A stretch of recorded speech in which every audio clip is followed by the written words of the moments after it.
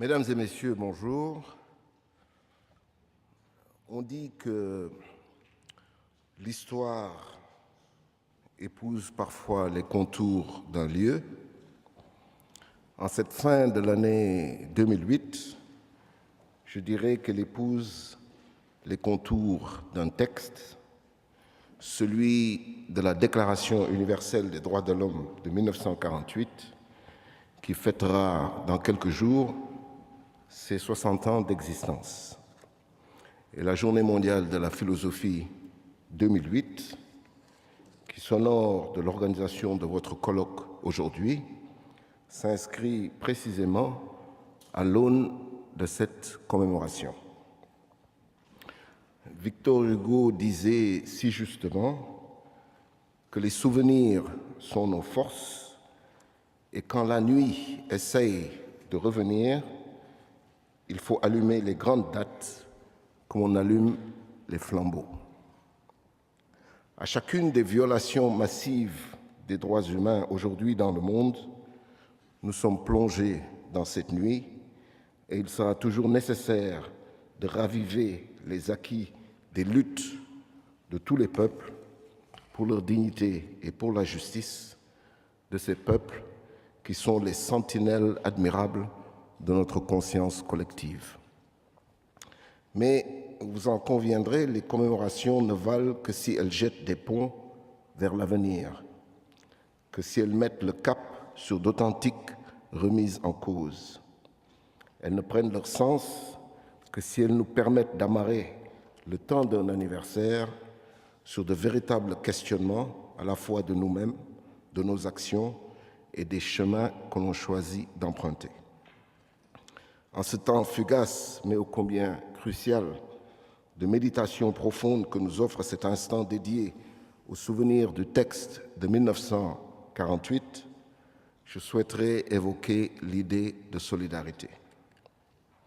À la lecture du thème choisi pour ce colloque, psychanalyse, droit, savoir, la force de l'idée de solidarité m'est d'abord apparue à travers, je dirais, le compagnonnage qui existe entre les différentes disciplines des sciences humaines.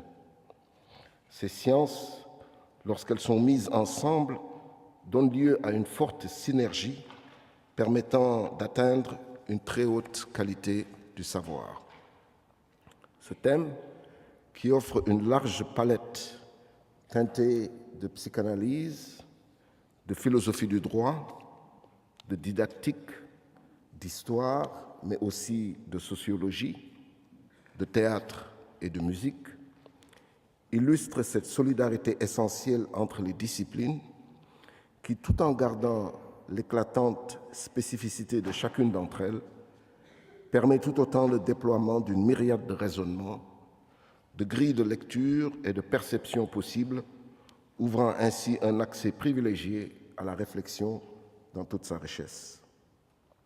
Et quelle meilleure occasion d'aujourd'hui que de saluer plus particulièrement l'apport unique et irremplaçable de la philosophie à cette dynamique de la pensée. Mais la solidarité est aussi d'un autre ordre, celle qui se trouve exprimée dans cette phrase inspirante de René Jean Dupuy: « Il faudra que nous prenions l'habitude de plus en plus de nous sentir en l'humanité, en elle comme elle est en nous. » Cette belle définition du contrat social traduit bien, à mon sens, cette idée de consubstantialité de nos actions avec l'intérêt général, avec le devenir commun. C'est ce à quoi œuvre l'UNESCO à travers ses nombreuses actions dans les domaines de l'éducation, de la culture, des sciences et de l'information. À cet égard, je mentionnerai l'exemple de l'enseignement de la philosophie qui offre à l'individu les meilleures barricades contre le dogmatisme et développe l'esprit critique, le questionnement des certitudes et cette qualité salutaire qu'est le doute. Ou encore le renforcement du lien entre la recherche et le politique auquel s'attaquent l'UNESCO et le secteur des sciences sociales et sciences humaines pour que l'expert ne soit plus étranger au décideur, pour que l'un et l'autre voient dans la même direction et qu'ensemble, ils fassent le pari d'un progrès humain et humaniste. Ces actions dont s'enorgueillit l'UNESCO ont toutes la même conviction, celle de considérer la prévention non pas comme une simple possibilité, mais comme un réel impératif moral. Elles ont comme devise de bannir les époques sans futur et de ne pas se fourvoyer dans l'obsession du présent et la tyrannie de l'urgence. L'UNESCO agit pour le long terme. L'UNESCO tente d'aimer le monde avec les yeux des générations futures, pour paraphraser les mots du poète guatémaltèque Otto-René Castillo. Mesdames et messieurs, permettez-moi de partager également avec vous quelques fragments de réflexion que m'a inspiré l'un des intitulés de vos sessions, « Dévoilement de la vérité ». Cette quête de la vérité, vous en conviendrez, ne porte pas sur la simple vérité théorique, mais sur la vérité d'une pensée résolument insérée dans l'histoire et engagée dans le monde, par laquelle être et agir sont confondus. Certains auteurs éclairés ont écrit à cet égard que l'exigence de la vérité est le principe et la vie même de l'esprit. En effet, c'est bien de l'aventure de l'esprit dont il s'agit.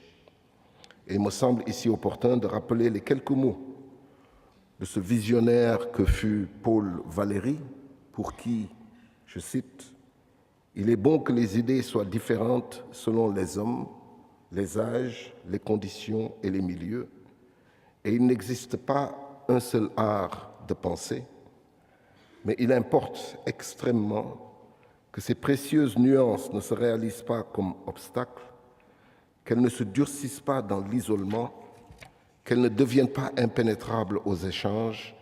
Il importe que la société des nations suppose la société des esprits. » Telle est à mon sens la vocation de l'UNESCO et de surcroît de l'UNESCO à travers une journée mondiale de la philosophie qui se veut avoir pour synonyme l'échange, l'émerveillement, le débat, l'étonnement et le questionnement.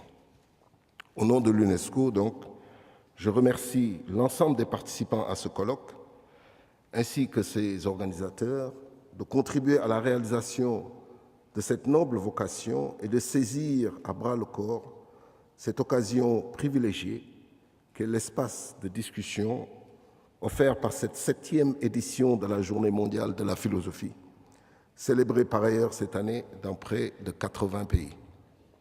Vos discussions et débats feront également écho à l'événement international de cette journée qui se déroule en ce moment même en d'autres lieux, ceux de la terre de Sicile, où d'éminents philosophes réfléchissent eux aussi à d'autres formes de vérité, puisque son thème porte sur droit et pouvoir.